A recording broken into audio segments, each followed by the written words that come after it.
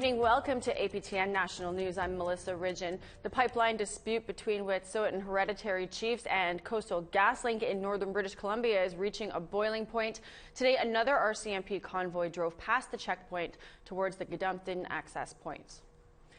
Yesterday, RCMP moved in and arrested 6 people who are supporting Wet'suwet'en members who don't want a pipeline in their territory.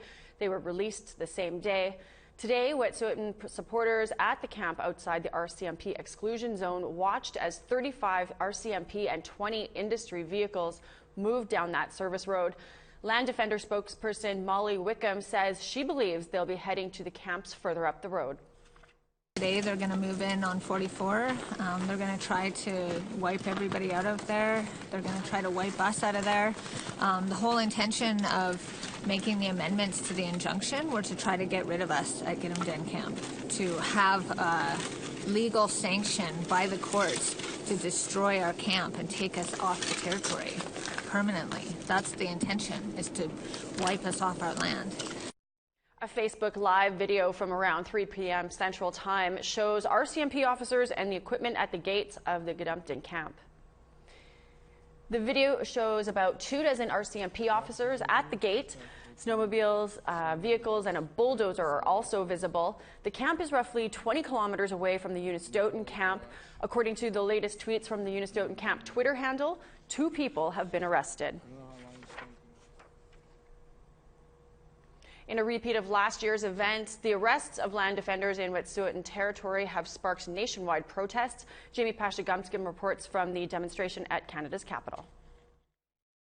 The rally began at Parliament Hill and snaked through Ottawa's downtown core.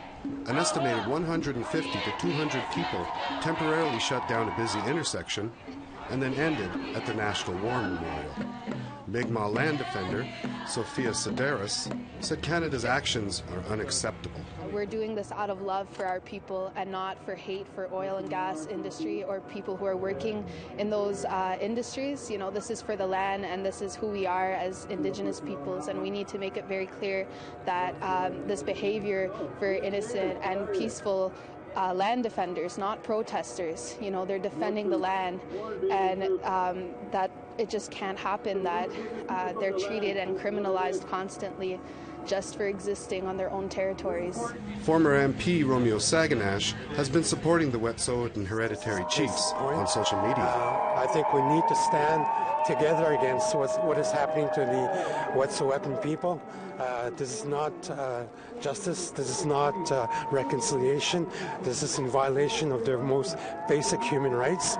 So we need to do the right thing and stand up with them. Current NDP MP Leah Gazan also marched today, and she had some strong words for the federal police. I think the RCMP need to stand down and get off Wet'suwet'en territory. I don't think police state violence is the way forward. They need to stand down now and allow the Wet'suwet'en peoples to find their own solutions. Their rights need to be honored and respected. Despite harsh weather conditions, you can see by the round dance going on behind me that support for the Wet'suwet'en land defenders here and across the country will continue and is ongoing. Jamie Pashagumskum, APTN National News, Ottawa. This week, Conservative leader Andrew Scheer praised the recent Federal Court of Appeals Trans Mountain Pipeline decision, but warned that Indigenous rights could become further impediments to other natural resource projects. Todd Lamarand reports. For 2 days in a row, Andrew Scheer had the word veto on his mind. On Wednesday, he warned that the United Nations Declaration on the Rights of Indigenous Peoples would be used against resource development. But here's what the court did say yesterday. Project opponents, quote, cannot tactically use the consultation process as a means to try to veto a project. That's good news. However, the Prime Minister has promised to use a United Nations declaration to create a new threshold requiring free, prior, and informed consent. How does the Prime Minister expect any new projects to get built under that regime? On Thursday, he said free, prior, and informed consent can effectively be used as a veto. He then went a step further. So, will the Liberals abandon their plans to implement this UN resolution? The Conservative stance has irked National Chief Perry Bellegarde. But our rights, entitlement, and jurisdictions have to be respected. And so there's going to be a lot of fear-mongering from people. So when I watch QP and the questions raised by the Conservatives, it's fear-mongering. The United Nations Declaration on the Rights of Indigenous Peoples is a guideline to reconciliation and economic certainty in Canada. It should be embraced.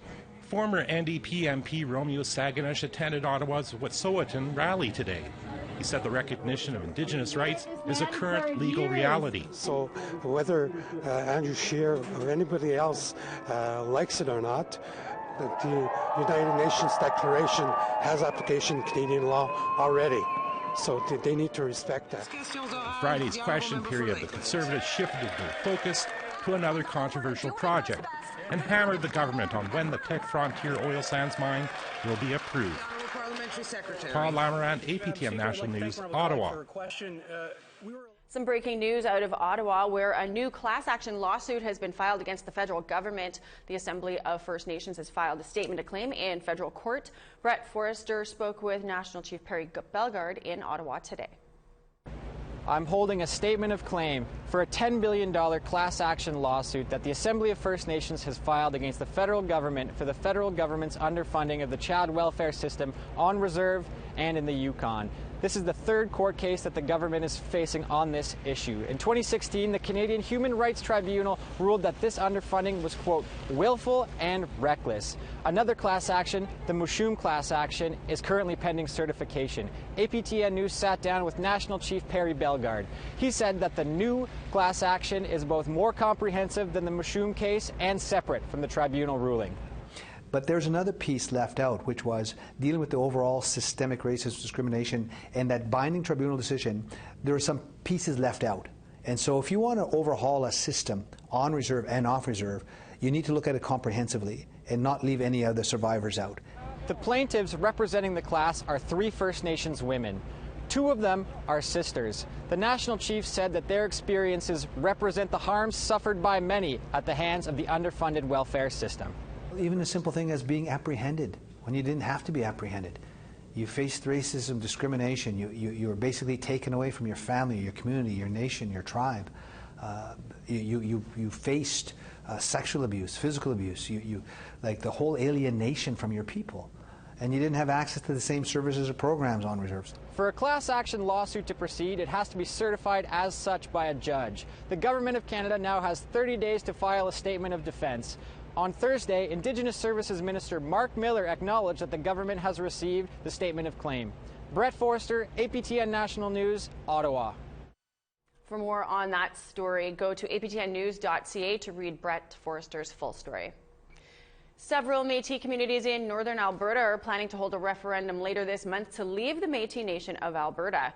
Organizers of the referendum say they are unhappy with the MNA's support of the Métis Nation of Ontario's decision to allow membership for people that they call non-Métis. APTN's Chris Stewart has the story. James Cardinal is the president of Region 1 for the Métis Nation of Alberta. He says members from his region will be voting on a referendum to leave the Métis Nation of Alberta. Earlier this month, Dwayne Roth issued a statement saying that at least 7 communities are considering leaving the MNA. Roth is the president of the Mackay Métis Group. There's communities now that have Métis locals within the Métis Nation of Alberta Association that are considering perhaps following the trail of the Fort Mackay Métis, who last year declared independence from the Métis Nation of Alberta Association, adopted a constitution, and are pursuing a direct relationship with the federal government. And so there are other communities that are seeing that model and saying that perhaps that's the way to go. Roth says some members feel that the MNA no longer represents their values. With Audrey Putra, the president of the Métis Nation of Alberta Association, deciding to leave the Métis Nation and deciding to support the Métis Nation of Ontario in their watering down of the Métis citizenship criteria by recognizing 6 non-status Indian communities as Métis that don't have anything to do with our nation, that has caused some serious concerns by several communities in northern Alberta. James Cardinal says a referendum appears to be the best option. He says he is not sure if it is the leaders or the people themselves who want to leave. We can ask ourselves a question: is referendum the right move? And I also don't know that answer, but we have to do something. we have to do something for the people to understand, the grassroots people to know and what they believe in so they can voice themselves. And then this way they have a chance whether they want to stay or leave. Cardinal says he spoke to MNA President Audrey Portra. He says the president supports an impartial referendum. We don't have any other option at this time, because when we call meetings, then like to go to a community, people, you know, when it's private, chance to vote, I think you get a lot better results, and I think that's why she did support it. Cardinal says he believes that only 250 members would be leaving on a yes vote. He says it's a small percentage of the 40,000 across the province. APTN tried several times to get MNA President Audrey Portra to comment on this story, but she has refused. The referendum will be held in Fort McMurray on February 26. Chris Stewart, APTN National News, Lac La Biche, Alberta. We got to take a quick break, but there's lots of news still ahead, and here's a look at a special feature that we will have for you next week. I'm Tamara Pimentel.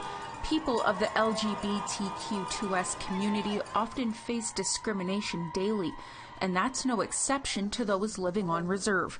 I spoke with two families who feel they are being discriminated against by their chief and council due to their sexual orientation, and it's their children who are suffering. It just hurts that he's treated different because of me. I'll have that story next week on APTN National News.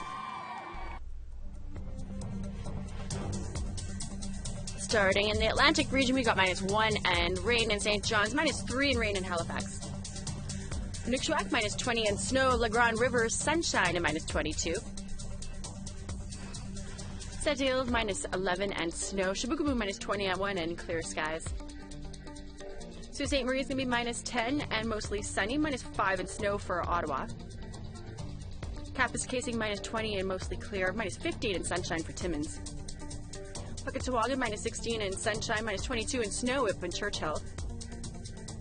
-13 and sunny for Winnipeg, -12 and snow in Dauphin. -4 with a mix of sun and clouds for Swift Current. Estevan, mostly sunny, -6. Buffalo Narrows and La Ronge, snow, -9, -18 and snow in Stony Rapids.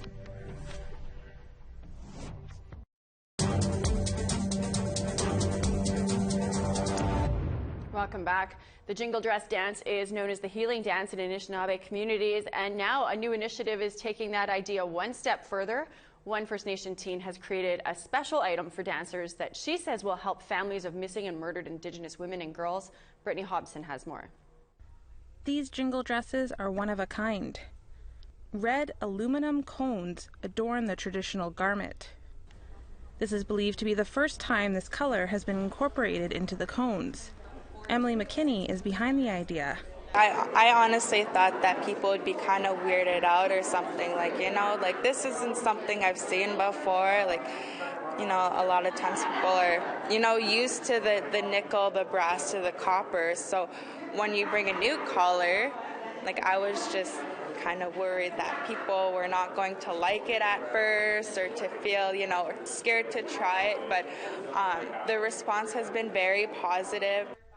McKinney just launched the new item in honor of missing and murdered Indigenous women and girls. The jingle dress dance has come to be known as a healing dance in Ojibwe and other communities, especially on the powwow circuit. With this in mind, she decided to create the Red Jingles Awareness and Fundraising Campaign. Part of the proceeds will go to organizations working with families of MMIWG. Oftentimes at powwows and stuff, they'll host red dress specials. Jingle dress dance itself, it's a ceremonial dance that represents healing. So oftentimes jingle dress dancers will dance jingle in hopes to heal someone. And you know, if there's a red dress jingle dress special, well, why not add some red cones to it too? The 19-year-old is owner of Anishinaabe Bemishmo Corporation. She manufactures and sells jingles across North America. The dancer started the business 2 years ago after her local supplier retired. Even though she's been at it for a while, this project is teaching her new things. We had to test to see if if it would chip or if it would flake or if it would stay in the dresses and stuff. So it was a process. Our painters, our coaters, actually had to develop a new form of paint to be able to be put on jingles. To help with the launch, McKinney approached 8 dressmakers from Canada and the U.S. with the idea of creating pieces that can be sold or auctioned off. One of those was Melissa Lowe. She's made 3 dresses so far. Lowe is from Whitefish Bay in Ontario. It's one of the 3 communities where the dance originated. Lowe says the campaign is special. It's pretty unique to represent the MMIW with those cones in that way. McKinney says she's already sold half of her stock in less than a day. She plans on introducing new colors with the hopes of fundraising for other causes. Brittany Hobson, APTN National News, Winnipeg. In an unfortunate turn of events, McKinney says that some money and 40 bags of jingles amounting to $2,000 in cash value were stolen from her mother's vehicle during that launch. She says that the police are investigating. Well, today is the last day of Suicide Prevention Week. It's an urgent issue for the Inuit of Nunavik who continue to look within to find solutions. Here's Tom Fenario with a story.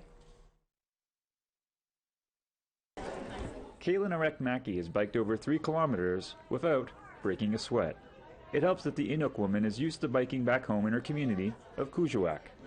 Yeah, I used to bike around back home, but then when I started coming to school here, it kind of slowed down, but kind of getting back into it, yeah. ARREAK-MACKEY has good reason to get back to cycling. She and her fellow students at John Abbott and Montmorency colleges are raising money through a cycle fund for an issue close to their hearts: suicide prevention. I've lost a couple of friends and family members from suicide. ARREAK-MACKEY's experience is not uncommon in Nunavik. Since 2017, the Inuit territory in subarctic Quebec has a suicide rate of nearly 14 times that of Canada. 2018 was a particularly bad year, with 36 suicides out of a population of about 13,000. It has Inuit from Nunavik like Julia Saint-Aubin looking for solutions. Don't impose Southern solutions on Inuit problems. It's never going to work, it never has, and it never will. With that in mind, Nunavik Health and Social Services are implementing a 5-pronged regional suicide prevention strategy.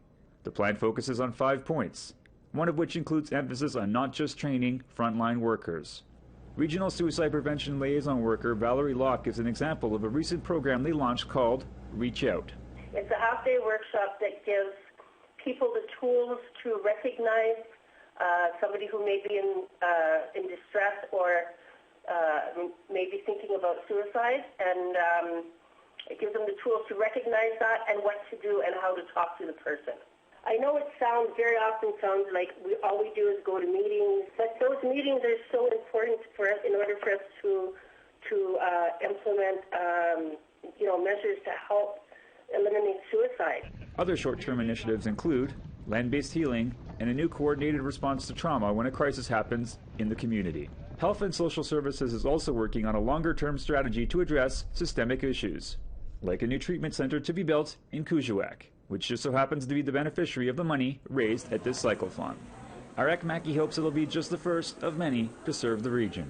All the communities need a place for people to go talk to, and people need to know it's okay to talk about their mental health and issues. If you or anyone you know are in distress or have recently experienced suicidal thoughts, call any of the numbers on the screen. Tom Fenario, APTN National News, Montreal. Time for another break, but when we come back, the hunt continues for a community to store Canada's nuclear waste. And here's a look at tomorrow's weather for the north and the west.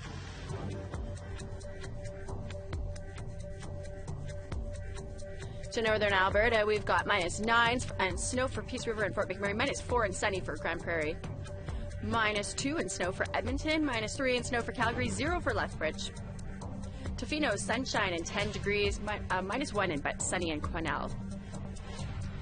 -3 for Smithers, clear skies. Dease Lake, -7 and sunny. Dawson City, -12 and snow. Whitehorse, -4 and sunny. Sunshine for Norman Wells, -20 degrees, -23 and cloudy in Wati. Tuktoyaktuk, -29 and snow, -27 and sunshine up in Sax Harbor. Minus 32 in Baker Lake with snow. Minus 30 and sunshine for Arviat. Cape Dorset, minus 21 and snow. Clyde River, minus 34, mostly clear.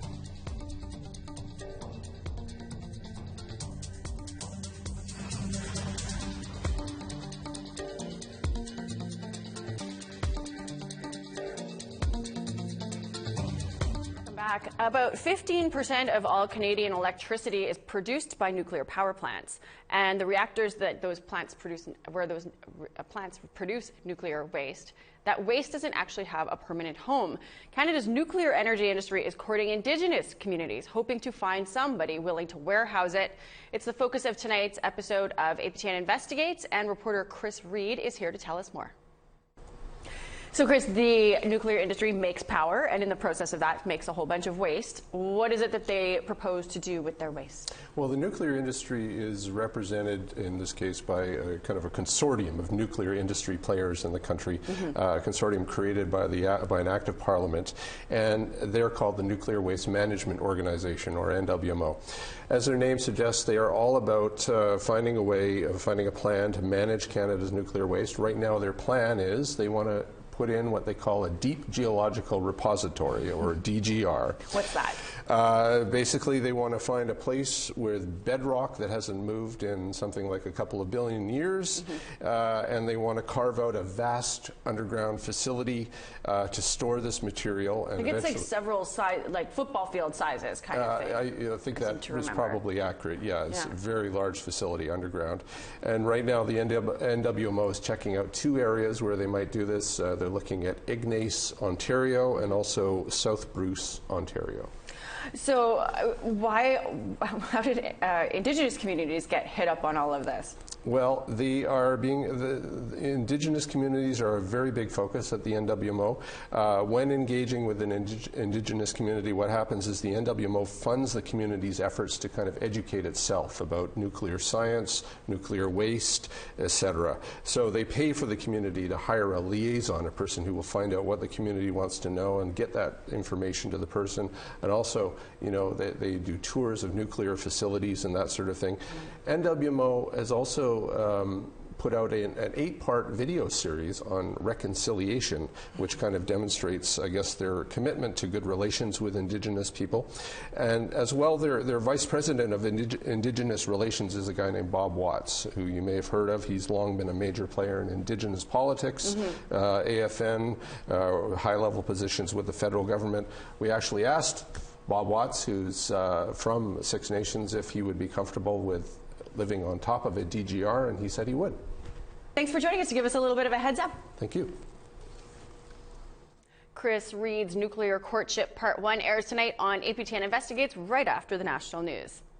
And that is all the time that I have for your news tonight. You can stay tuned now for that Investigates. If you missed anything this week, be sure to hit up our website, aptnnews.ca, get all caught up. Have a wonderful weekend. I'll see you back here tomorrow.